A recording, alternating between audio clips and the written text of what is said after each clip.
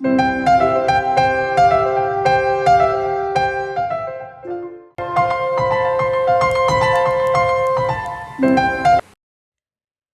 mentioned earlier that for a cell to be electrically excitable, it must maintain a membrane voltage that is very low.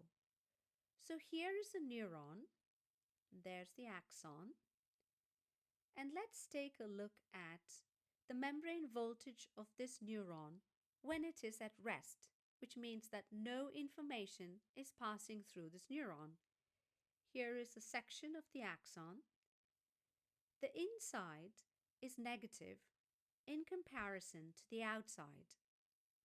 If we place a voltmeter on the inside of the axon, it will read at minus 70 millivolts, and we call this number the resting membrane potential because it is the voltage when the neuron is at rest.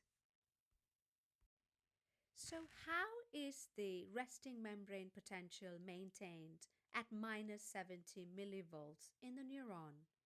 To understand this, we need to look at three rules. The first rule is that there is more sodium outside the cell and there is more potassium inside the cell.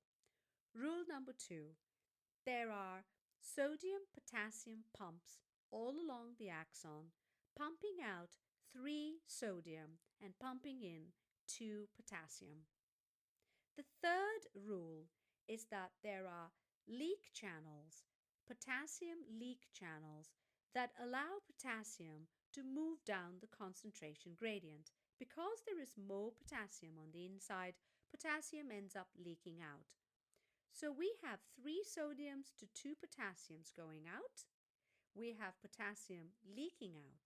All of these are positively charged ions.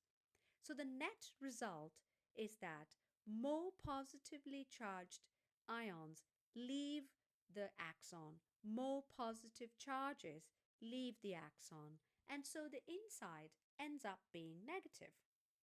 So when you put a voltmeter and measure the voltage inside the axon when the neuron is at rest, the membrane potential ends up being minus 70 millivolts because the inside is far more negative than the outside.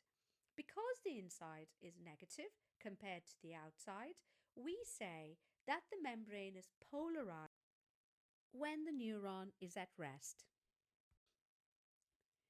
So our neuron is at rest.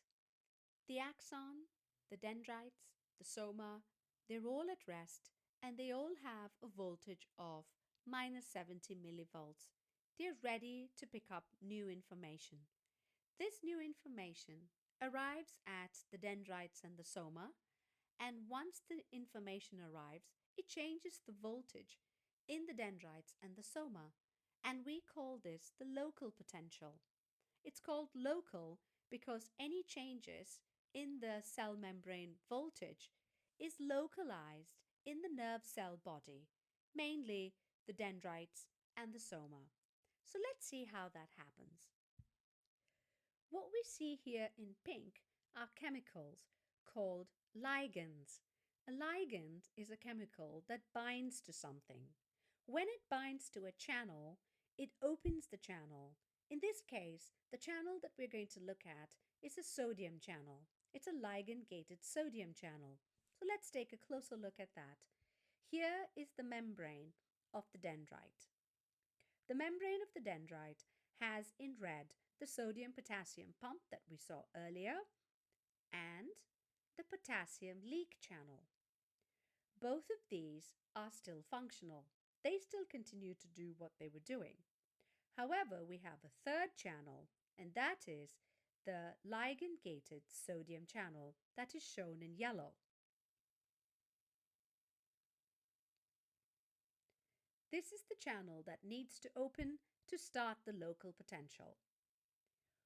When the ligand, shown in pink, binds to the ligand-gated sodium channel, it opens the sodium channel and sodium rushes in. This is what triggers the local potential. What happens is that when sodium enters the cell, it brings along with it positive charges. When positive charges enter a cell, the cell becomes depolarized. The membrane becomes depolarized, which means the voltage goes up and approaches zero. That's what the word depolarized means. We call this the local potential. The membrane potential has now gone from minus 70 millivolts to maybe all the way up to 0 millivolts. The local potential can be really low or really high depending upon the strength of the stimulus. Again, the local potential is localized in the dendrites and soma.